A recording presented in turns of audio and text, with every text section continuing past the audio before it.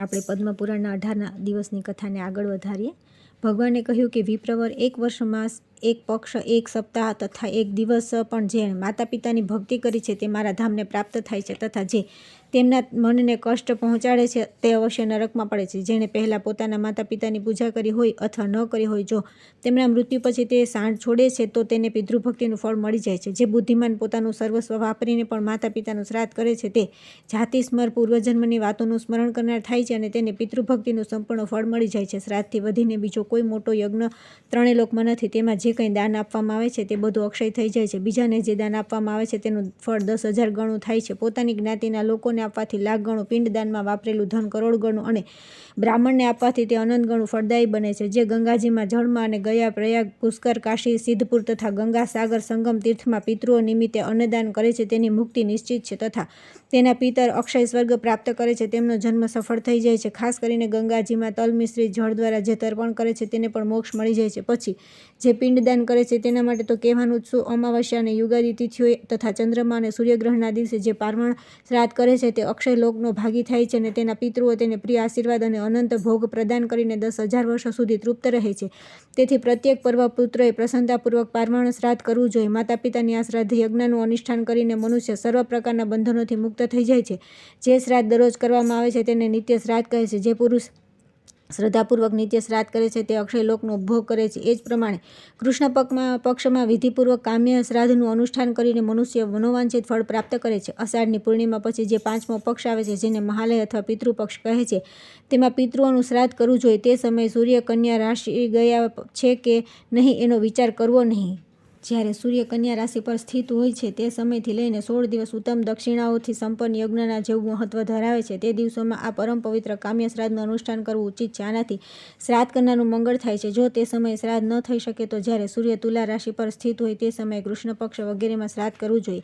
ચંદ્રગ્રહણ સમયે બધા દાન ભૂમિદાન જેવા હોય છે. બધા બ્રાહ્મણો વ્યાસ સમાન અને સમસ્ત જળ ગંગાજી સમાન હોય છે. ચંદ્રગ્રહણમાં આપવામાં આવેલું દાન બીજા સમયે આપેલા દાન કરતાં લાખ ગણું તથા સૂર્યગ્રહણનું 10 લાખ ગણું અધિક ફળ આપનારું બતાવેલું છે. અને જો ગંગાજીનું જળ પ્રાપ્ત થઈ જાય ત્યારે તો ચંદ્રગ્રહણનું દાન કરોડો ગણું અને સૂર્યગ્રહણમાં આપેલું દાન 10 કરોડ ગણું અધિક ફળ આપનારું હોય છે. વિધિપૂર્વક 1 લાખ ગૌદાન કરવાથી જે ફળ પ્રાપ્ત થાય છે તે ચંદ્રગ્રહણ વખતે ગંગાજીમાં સ્નાન કરવાથી મળી જાય છે. જે સૂર્ય કે ચંદ્રગ્રહણમાં ગંગાજીના ડૂબકી મારે છે તેને સંપૂર્ણ તીર્થોમાં સ્નાન કરવાનું ફળ પ્રાપ્ત થાય છે. જો રવિવારે સૂર્યગ્રહણ અને સોમવારે ચંદ્રગ્રહણ હોય તો તે ચૂડામણી નામનો યોગ કહેવાય છે. તેમાં સ્નાન અને દાનનું અનંત ફળ માન્યું છે. તે સમયે તીર્થમાં ઉપવાસ કરીને જે પુરુષ પહેલાં પિંડદાન, તર્પણ તથા ધનદાન કરે છે તે સત્યલોકમાં પ્રતિષ્ઠિત થાય છે. બ્રાહ્મણે પૂછ્યું કે દેવ, તમે પિતાને માટે કરાતા શ્રાદ્ધ નામના મહાયજ્ઞનું વર્ણન કર્યું. હવે એ જણાવો કે પુત્રે પિતાની હયાતીમાં શું કરવું જોઈએ. કયું કર્મ કરીને બુદ્ધિમાન પુત્રને જન્મ જન્માંતરોમાં કલ્યાણની પ્રાપ્તિ થઈ શકે છે. આ બધી વાતો બતાવવાની કૃપા કરો. શ્રી ભગવાન બોલ્યા કે વિપ્રવર પિતાને દેવતુલ્ય માનીને તેમની પૂજા કરવી જોઈએ અને પુત્રની જેમ તેમના પર સ્નેહ રાખવો જોઈએ. કદી મનથી પણ તેમની આજ્ઞાનું ઉલ્લંઘન કરવું ન જોઈએ. જે પુત્ર બીમાર પિતાની સારી પેઠે સેવા કરે છે તેને અક્ષય સ્વર્ગની પ્રાપ્તિ થાય છે અને તે સદા દેવતાઓ દ્વારા પૂજાય છે. પિતા જ્યારે મરણાસન્ન થઈ મૃત્યુના લક્ષણ દેખાતા હોય તે સમયે પણ તેમનું પૂજન કરીને પુત્ર દેવતાઓ સમાન થઈ જાય છે. પિતાની સદગતિ નિમિત્તે વિધિપૂર્વક ઉપવાસ કરીને જે લાભ પ્રાપ્ત થાય છે, હવે તેનું વર્ણન કરું છું તે સાંભળો. 1000 અશ્વમેઘ અને 100 રાજસૂય યજ્ઞ કરવાથી જે પુણ્ય થાય છે તે જ પુણ્ય પિતાના નિમિત્તે ઉપવાસ કરવાથી પ્રાપ્ત થાય છે. જો ઉપવાસ તીર્થમાં કરવામાં આવે તો તે બંને યજ્ઞોથી કરોડ ગણું વધારે ફળ મળે છે. જે શ્રેષ્ઠ પુરુષના પ્રાણ ગંગાજીના જળમાં છૂટે છે તે ફરી માતાના દૂધનું પાન કરતો નથી, બલકે મુક્ત થઈ જાય છે. જે પોતાની ઈચ્છાનુસાર કાશીમાં રહીને દેહ છોડે છે તે મનોવાંછિત ફળ ભોગવીને મારા સ્વરૂપમાં લીન થઈ જાય છે. યોગમુક્ત નૈષ્ઠિક બ્રહ્મચારી મુનિઓને જે ગતિ પ્રાપ્ત થાય છે તે ગતિ બ્રહ્મપુત્ર નદીની 7 ધારાઓમાં પણ ત્યાગ કરનારને મળે છે. વિશેષ કરીને અંતકાળમાં જે સોન નદીના ઉત્તર તટનો આશ્રય લઈને વિધિપૂર્વક પ્રાણ ત્યાગ કરે છે તે મારી સમાનતાને પ્રાપ્ત થાય છે. જે મનુષ્યનું મૃત્યુ ઘરમાં થાય છે તે ઘરની છતમાં જેટલી ગાંઠો બંધાયેલી હોય છે તેટલા જ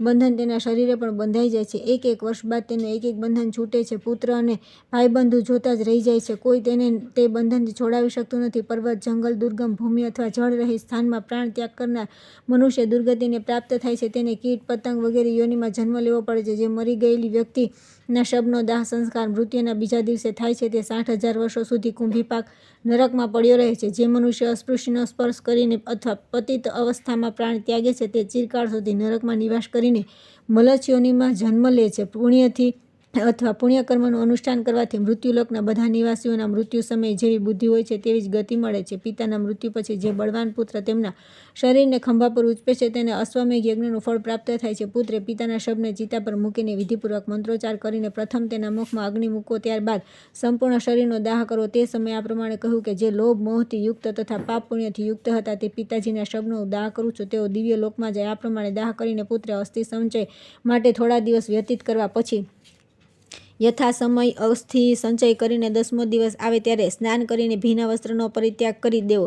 પછી 11મા દિવસે એકાદશ શ્રાદ્ધ કરવું અને પ્રેતને શરીરની પુષ્ટિ માટે એક બ્રાહ્મણને ભોજન કરાવે. તે સમયે વસ્ત્ર, પાટ અને પગરખાં વગેરેનું દાન કરવું. 10માના ચોથા દિવસે કરવામાં આવતું શ્રાદ્ધ, ચતુર્થા 3 પક્ષ પછી કરવામાં આવતું ત્રિપાક્ષિક, 6 માસની અંદર થનારું ઉનષણામાસિક તથા વર્ષની અંદર કરવામાં આવતું ઉનબાબ્દિક શ્રાદ્ધ અને એ સિવાય 12 મહિનાના 12 શ્રાદ્ધ, કુલ 16 શ્રાદ્ધ કરવાના હોય છે. જેના માટે આ 16 શ્રાદ્ધ શ્રદ્ધાપૂર્વક કરવામાં આવતા નથી તેનું પિશાચત્વ સ્થિર થઈ જાય છે. બીજા સેંકડો શ્રાદ્ધ કરવા છતાં પણ પ્રેત યોનિથી તેનો ઉદ્ધાર થતો નથી. 1 વર્ષ વ્યતીત થતાં વિદ્વાન પુરુષે પાર્વણ શ્રાદ્ધની વિધિથી સપિંડીકરણ શ્રાદ્ધ કરવું જોઈએ. બ્રાહ્મણે પૂછ્યું કે હે કેશવ, તપસ્વી, વનવાસી અને ગૃહસ્થ બ્રાહ્મણ પાસે જો ધન ન હોય તો તે પિતૃકાર્ય કઈ રીતે થાય?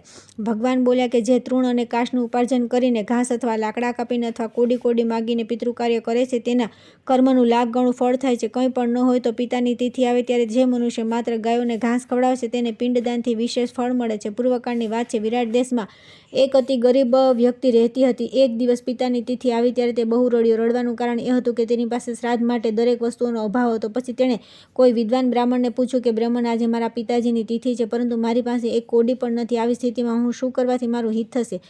તમે એવો ઉપદેશ આપો કે જેથી હું ધર્મમાં સ્થિત થાઉં. વિદ્વાન બ્રાહ્મણે કહ્યું કે તાત, અત્યારે કુતપ નામનું મુહૂર્ત જઈ રહ્યું છે. તમે તરત વનમાં જાઓ અને પિતૃઓના નિમિત્તે ઘાસ લાવીને ગાયને ખવડાવી દો. ત્યાર પછી બ્રાહ્મણ ઉપદેશથી તે વનમાં ઘાસનો ભારો લાવીને બહુ જ હર્ષ સાથે પિતાની તૃપ્તિ માટે તે ઘાસ ગાયોને ખવડાવી દીધું.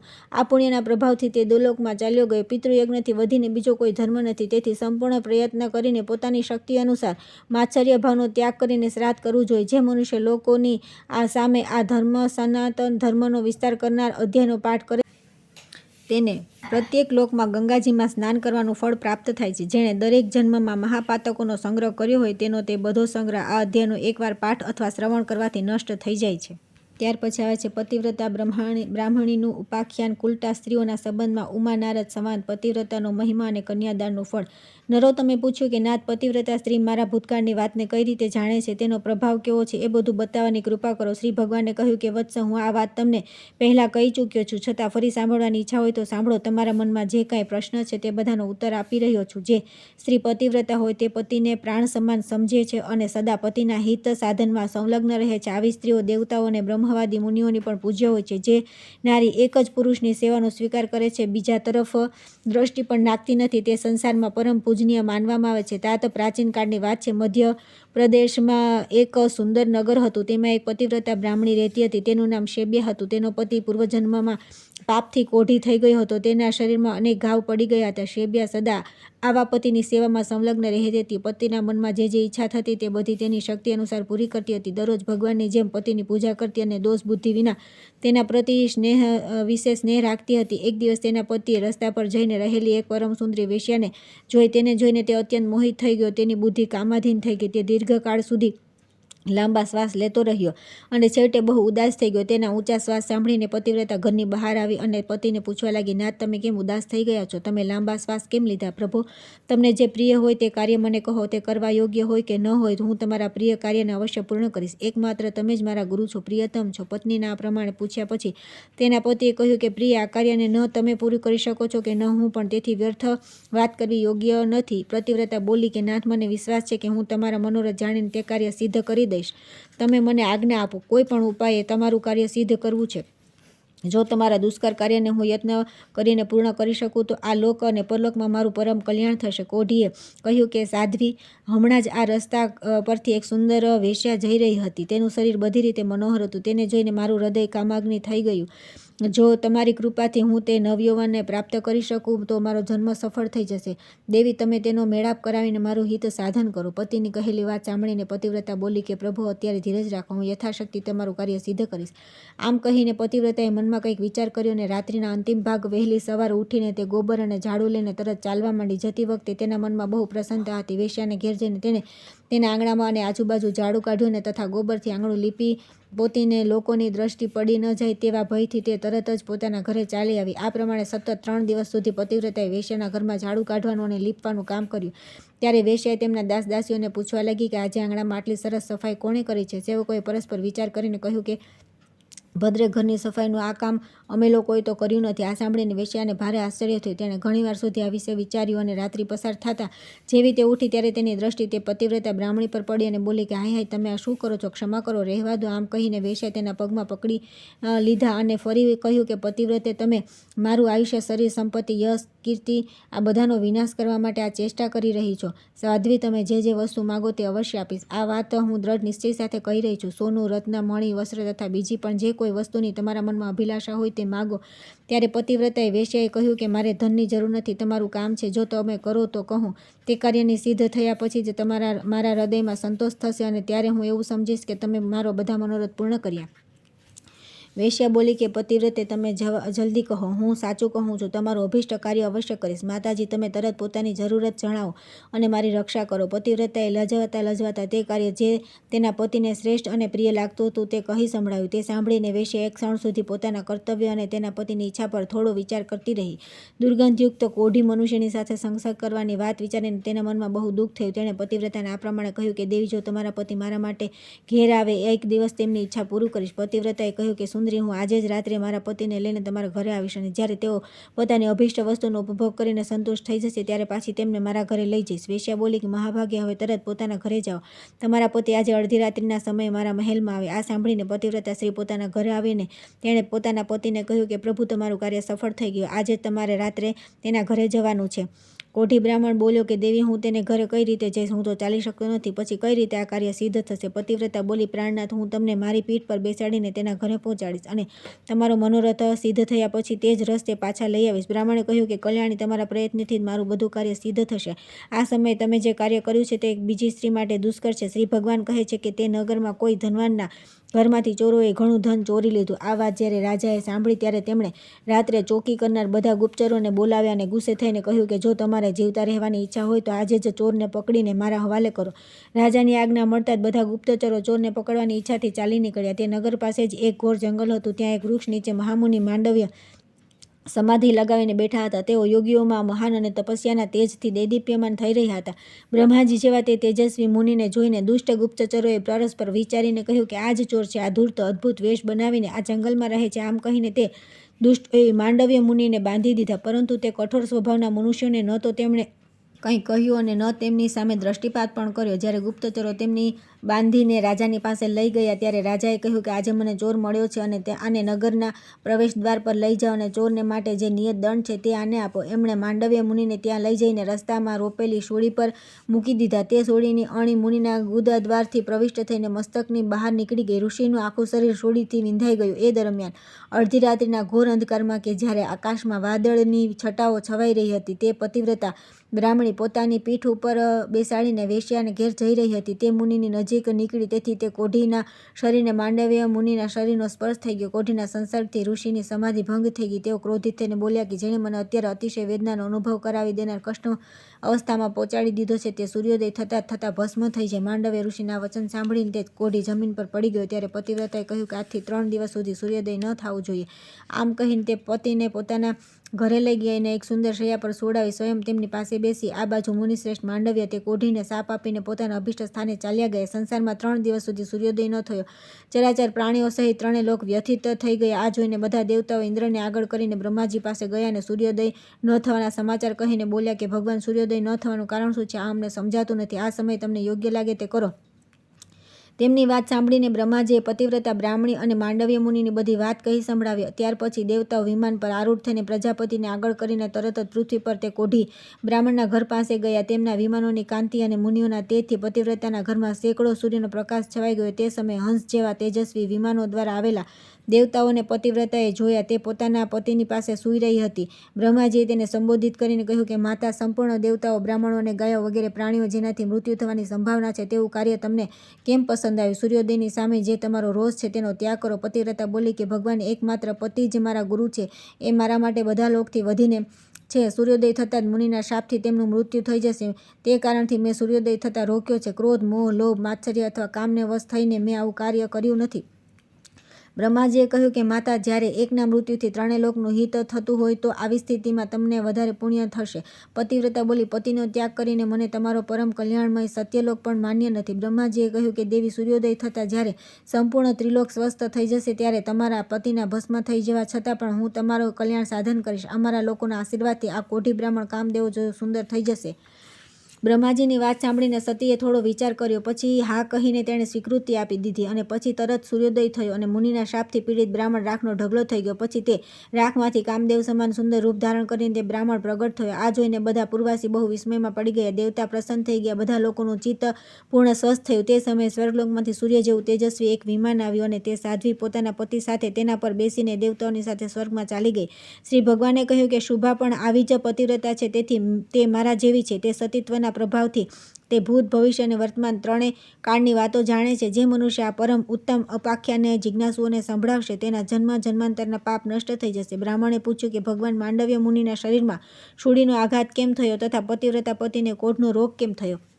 ભગવાન વિષ્ણુ બોલ્યા કે માંડવ્ય મુનિ જ્યારે બાળક હતા ત્યારે તેમણે અજ્ઞાન અને મોહવશ જંતુના ગુદાદેશમાં તણખલું નાખીને છોડી દીધું હતું. જોકે તે સમયે તેમને ધર્મનું જ્ઞાન નહોતું, તો પણ તે દોષના કારણે તેમને એક દિવસ રાત આ કષ્ટ ભોગવવું પડ્યું. પરંતુ માંડવ્ય મુનિએ સમાધિસ્થ હોવાના કારણે શૂળીની વેદનાનો પૂરો અનુભવ કર્યો નહીં. એ જ પ્રમાણે પતિવ્રતાના પતિએ પણ પૂર્વજન્મના એક કોઢી બ્રાહ્મણનો વધ કર્યો હતો, તેથી તેના શરીરમાં દુર્ગંધયુક્ત કોઢનો રોગ ઉત્પન્ન થઈ ગયો. પરંતુ તેણે બ્રાહ્મણને 4 ગૌરીદાન અને 3 કન્યાદાન આપ્યા હતા. તેના પુણ્યથી તેની પત્ની પતિવ્રતા થઈ. તે પત્નીના કારણે જ તે મારી સમાનતાને પ્રાપ્ત થયો.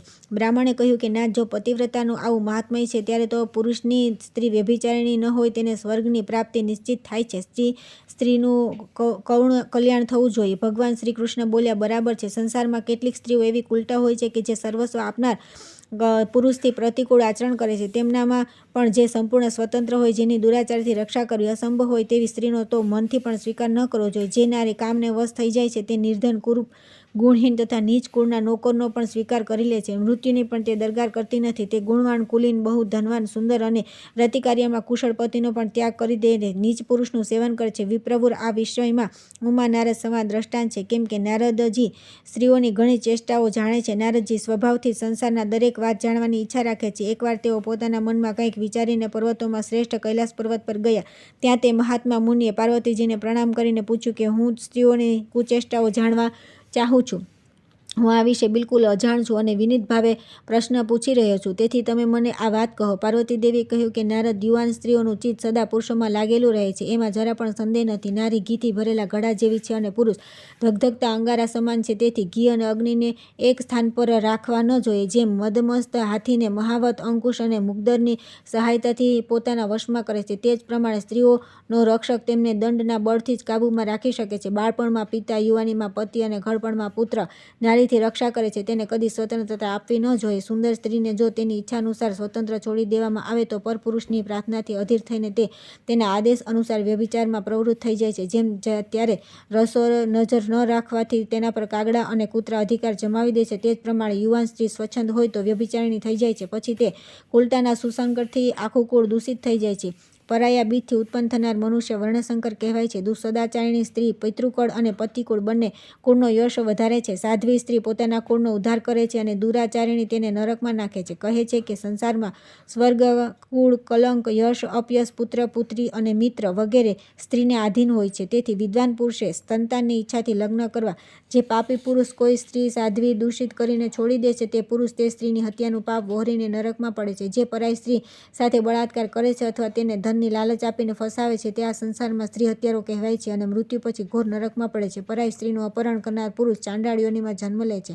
આ જ પ્રમાણે પતિ સાથે વંચનાટ કરનારી વ્યભિચારિણી સ્ત્રી ચિરકાળ સુધી નરક ભોગવીને કાગડાની યોનિમાં જન્મ લે છે અને ઉચ્છિષ્ટ અને દુર્ગંધયુક્ત પદાર્થો ખાઈ ખાઈને જીવન વિતાવે છે. તે ઉપરાંત મનુષ્ય યોનિમાં જન્મ લઈને વિધવા થાય છે. જે માતા, ગુરુપત્ની, બ્રાહ્મણી રાજાની રાણી તથા બીજી કોઈ સ્ત્રી સાથે સમાગમ કરે છે તે અક્ષય નરકમાં પડે છે. બહેન, ભાણેજની પત્ની, બેટી, બેટાની વહુ, કાકી, મામી, ફોઈ તથા માસી વગેરે સ્ત્રીઓ સાથે સમાગમ કરવાથી કદી નરકમાંથી ઉદ્ધાર થતો નથી. એટલું જ નહીં, તેને બ્રહ્મહત્યાનું પાપ પણ લાગે છે તથા તે આંધળો, ગૂંગો, લૂલો થઈને નિરંતર નીચે પતન પામે છે, અર્થાત આવા અધઃપતનથી તે કદી ઉદ્ગરી શકતો નથી. બ્રાહ્મણે પૂછ્યું કે ભગવાન, આવું પાપ કરનાર મનુષ્યનો ઉદ્ધાર કઈ રીતે થાય છે? ભગવાને કહ્યું કે ઉપરયુક્ત સ્ત્રીઓ સાથે સમાગમ કરનાર પુરુષે લોઢાની સ્ત્રી પ્રતિમા બનાવડાવીને તેને અગ્નિમાં ખૂબ તપાવે, પછી તેનું ગાઢ આલિંગન કરીને પ્રાણ ત્યાગી દે અને શુદ્ધ થઈને પરલોકની યાત્રા કરે. જે મનુષ્ય ગૃહસ્થાશ્રમનો પરિત્યાગ કરીને મારામાં મન પરોવે છે અને સતત મારા ગોવિંદનું નામનું સ્મરણ કરે છે, તેના સર્વ પાપોનો નાશ થઈ જાય છે. તેના દ્વારા કરાયેલી હજારો બ્રહ્મહત્યાઓ, 100 વાર કરેલા ગુરુપત્ની સમાગમ, લાખ વાર કરેલ મદિરાનું સેવન, સોનાની ચોરી, પાપીઓનો ચિરકાળ સંસર્ગ અને બીજા પણ મોટા મોટા પાપ અને પાતક છે, તે બધા મારું નામ લેવાથી તત્કાળ નાશ પામે છે. જેમ રૂના ઢગલામાં અગ્નિ પડવાથી તે તરત બળી જાય છે, તેથી મનુષ્ય મારા ગોવિંદ નામનું સ્મરણ કરીને પવિત્ર થઈ જાવ. પરંતુ જે નામના ભરોસે પાપ કરે છે તેની રક્ષા નામ કદી કરતું નથી, અથવા જે દરરોજ મુજ ગોવિંદનું કીર્તન અને પૂજન કરતો રહીને ગૃહસ્થાશ્રમમાં નિવાસ કરે છે તે પાપથી મુક્ત થઈ જાય છે. તાત ગંગાના રમણીય તટ પર ચંદ્રમાની મંગળમય વેળામાં કરોડો ગોદાન કરવાથી મનુષ્યને જે ફળ મળે છે તેનાથી 1000 ગણું વધારે ફળ ગોવિંદનું નામ કીર્તન કરવાથી પ્રાપ્ત થાય છે. કીર્તન કરનાર મનુષ્ય મારા વૈકુંઠધામમાં સદા નિવાસ કરે છે. પુરાણોમાં મારી કથા સાંભળવાથી મનુષ્ય મારી સમાનતાને પ્રાપ્ત થાય છે. જે પુરાણની કથા સંભળાવે છે તેને મારું સાયુજ્ય પ્રાપ્ત થાય છે. તેથી દરરોજ પુરાણનું શ્રવણ કરવું જોઈએ.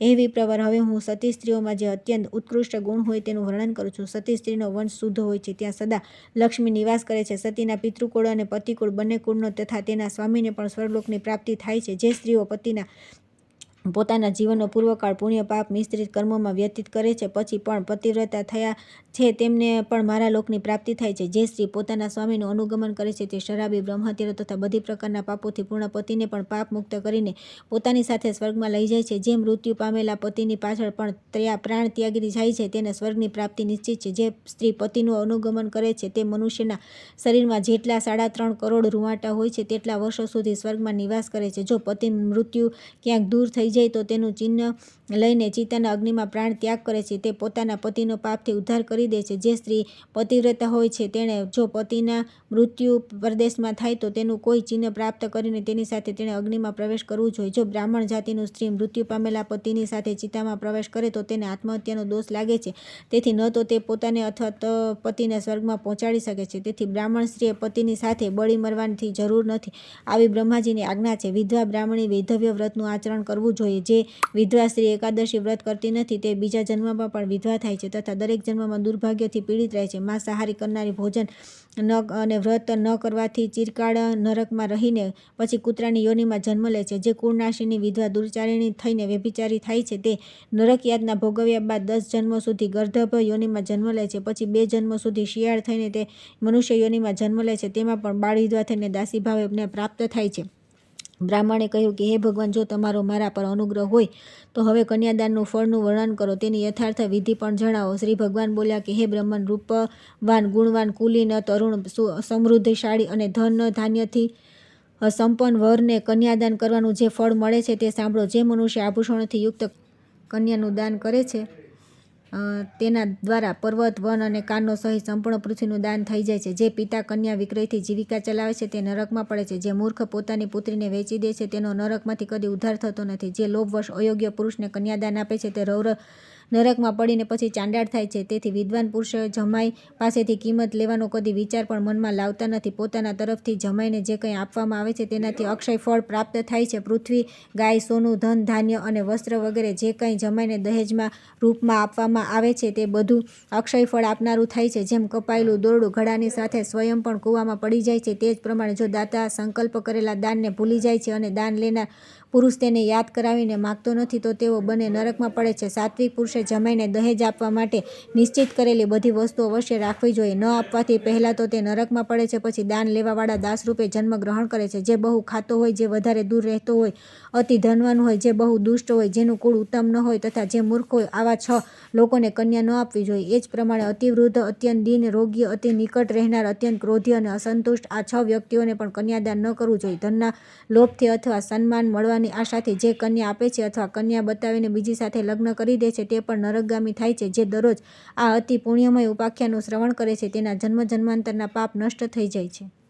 ત્યાર પછી આવશે તુલાધારના સત્ય અને સમતાની પ્રશંસા, સત્ય ભાષણનો મહિમા, લોભ ત્યાગના વિષયમાં એક શૂદ્રની કથા અને મૂક, ચાંડાળ વગેરેનું પરમધામ જવું. બ્રાહ્મણે કહ્યું, પ્રભુ, જો મારા પર તમારી કૃપા હોય તો હવે તુલાધારના ચરિત્ર અને તેના અનુપમ પ્રભાવનું પૂરું વર્ણન કરો. શ્રી ભગવાન બોલ્યા કે જે સત્યનું પાલન કરીને, લોભ અને દોષનો બુદ્ધિનો ત્યાગ કરીને પ્રતિદિન થોડું દાન કરે છે, તેના દરરોજ ઉત્તમ દક્ષિણાવાળા 100 યજ્ઞનું અનુષ્ઠાન થતું રહે છે.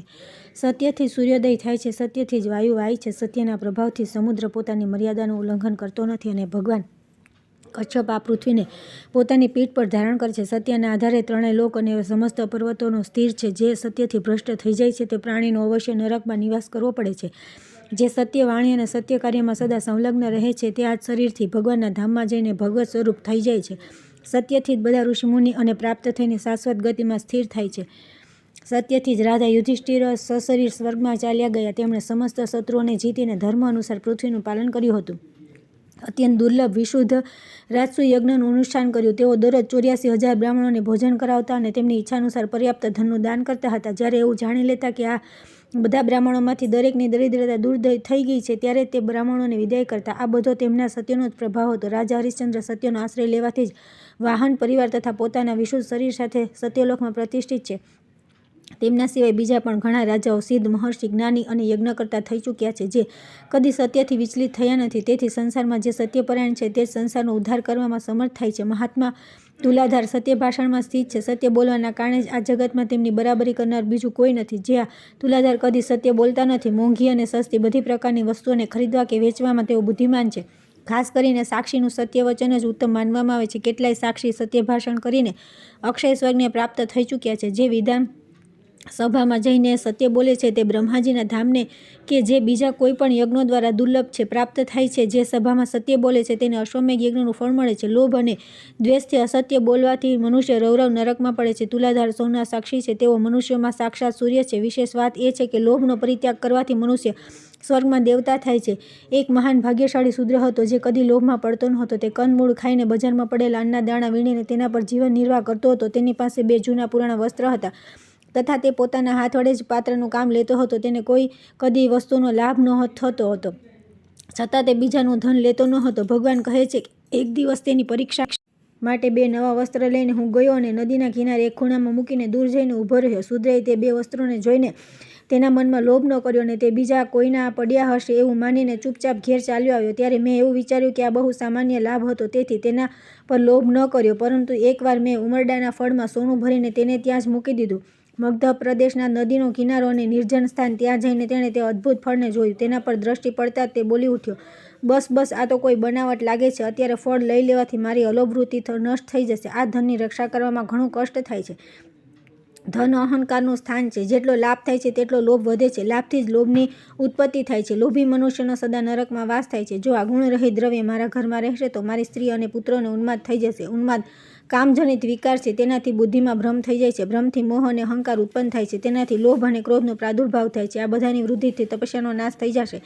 તપસ્યાનો નાશ થતાં ચિત્તને મોહમાં નાખનારી મલિનતા પેદા થશે. તે મલિનતા રૂપી સાંકળથી બંધાઈ જવાથી મનુષ્ય ફરી ઉન્નતિ કરી શકતો નથી. આ પ્રમાણે વિચાર કરીને તે શૂદ્ર તે ફળને ત્યાં જ રહેવા દઈને ચાલ્યો ગયો. તે સમયે સ્વર્ગના દેવતા પ્રસન્નતાથી સાધુ સાધુ કહીને તેની પ્રશંસા કરવા લાગ્યા. ત્યારે હું એક દિગંબરનું રૂપ લઈને તેના ઘર પાસે ગયો અને લોકોને તેના ભાગ્યની વાતો કહેવા લાગ્યો. વિશેષ કરીને ભૂતકાળની વાતો કહેતો હતો. પછી લોકોની અવરજવર આ સમાચાર બધે પ્રસરી ગયા. આ સાંભળીને તે શૂદ્રની સ્ત્રી પણ મારી પાસે આવીને પોતાના ભાગ્ય વિશે પૂછવા લાગી. ત્યારે મેં તરત જ તેના મનની વાત કહી અને એકાંતમાં જઈને કહ્યું કે મહાભાગે વિધાતાએ આજે તારા માટે ઘણું ધન આપ્યું હતું, પરંતુ તારા પતિએ મૂર્ખતાવશ તેનો પરિત્યાગ કરી દીધો. તારા ઘરમાં ધનનો બિલકુલ અભાવ છે. તેથી જ્યાં સુધી તારો પતિ જીવિત રહેશે ત્યાં સુધી તે દરિદ્ર જ રહેશે, એમાં લેશ માત્ર શંકા નથી. માતા, તું તરત જ પોતાના ઘરે જા અને પતિને તે ધન વિશે પૂછ. આ મંગળમય વચન સાંભળીને તે પોતાના પતિ પાસે ગઈ અને દુઃખદ વૃત્તાંતની ચર્ચા કરવા લાગી. તેની વાત સાંભળીને શૂદ્રને ભારે આશ્ચર્ય થયું. તે કંઈક વિચારીને પત્ની સાથે મારી પાસે આવ્યો અને એકાંતમાં મને કહ્યું કે દિગંબર, કહો, તમે શું કહો છો? દિગંબર બોલ્યા કે तात, તમને પ્રત્યક્ષ ધન મળ્યું તેમ છતાં તમે ત્રણખલાની જેમ અવજ્ઞાપૂર્વક તેનો ત્યાગ કરી દીધો. આવું કેમ કર્યું? એવું લાગે છે કે તમારા ભાગ્યમાં ભોગ લખ્યા જ નથી. ધનના અભાવમાં તમને જન્મથી મૃત્યુ પર્યંત પોતાનાથી અને બંધુ બાંધવોથી દુઃખ જવા પડશે. દરરોજ લાચાર જેવી અવસ્થા ભોગવવી પડશે. તેથી તરત જ તે ધનને ગ્રહણ કરો અને નિષ્કંટક ભોગ ભોગવો. શૂદ્રે કહ્યું કે દિગંબર, મારે ધનની ઈચ્છા નથી. ધન તો સંસાર બંધનમાં નાખનારી ઝાડ છે. તેમાં ફસાયેલા મનુષ્ય કદી ઉદ્ધાર થતો નથી. આ લોક અને પરલોકમાં પણ ધનના જે દોષ છે તે સાંભળો. ધન હોય તો ચોર, બંધુ બાંધવ તથા રાજથી પણ ભય રહે છે. બધા મનુષ્ય તે ધનને લેવા માટે ધનવાન વ્યક્તિને મારી નાખવાની અભિલાષા રાખે છે. પછી ધન સુખનું સાધન કઈ રીતે થઈ શકે? ધન પ્રાણોનું ઘાતક અને પાપનું સાધક છે. ધનવાનનું ઘર કાળ અને કામાદી દોષોનું નિવાસસ્થાન બની જાય છે. તેથી ધન દુર્ગતિનું મુખ્ય કારણ છે. દિગંબર બોલ્યા કે જેની પાસે ધન હોય છે તેને જ મિત્રો મળે છે. જેની પાસે ધન હોય છે તેના બધા ભાઈબંધુ છે. કુળ, શીલ, પાંડિત્ય, રૂપ, ભોગ, યશ અને સુખ આ બધા ધનવાનને જ પ્રાપ્ત થાય છે. ધનહીન મનુષ્યને તો તેના સ્ત્રી પુત્રો પણ છોડી દે છે. પછી તેને મિત્રોની પ્રાપ્તિ કઈ રીતે થઈ શકે? જે જન્મથી દરિદ્ર છે તે ધનવાનું અનુષ્ઠાન કઈ રીતે કરી શકે? સ્વર્ગ પ્રાપ્તિ માટે ઉપકારક જે યજ્ઞ કાર્ય તથા તળાવ ખોદાવા વગેરે જે સાત્વિક કાર્યો છે તે પણ ધન વિના થઈ શકતા નથી. દાન તો સંસારના લોકો માટે સ્વર્ગની સીઢી છે, પરંતુ નિર્ધન વ્યક્તિ દ્વારા તેની પણ સિદ્ધિ થવી અસંભવ છે. વ્રત વગેરેનું પાલન, ધર્મોપદેશ વગેરેનું શ્રવણ, પિતૃયજ્ઞ વગેરેનું અનુષ્ઠાન તથા તીર્થ સેવન આ બધા શુભ કર્મ ધન વિના થઈ શકતા નથી. રોગોનું નિવારણ, પથ્યનું સેવન, ઔષધિનો સંગ્રહ, પોતાના શરીરની રક્ષા તથા શત્રુઓ પર વિજય વગેરે કાર્યો પણ ધન દ્વારા જ સિદ્ધ થાય છે. તેથી જેની પાસે ધન વધારે હોય તેને જ ઈચ્છાનુસાર ભોગ પ્રાપ્ત થઈ શકે છે. ધન હોય તો દાન કરીને તમે શીઘ્ર સ્વર્ગ પ્રાપ્ત કરી શકો છો. શૂદ્રે કહ્યું કે કામનાઓનો ત્યાગ કરવાથી જ સમસ્ત વ્રતોનું પાલન થઈ જાય છે. આગળની કથા આપણે આવતીકાલે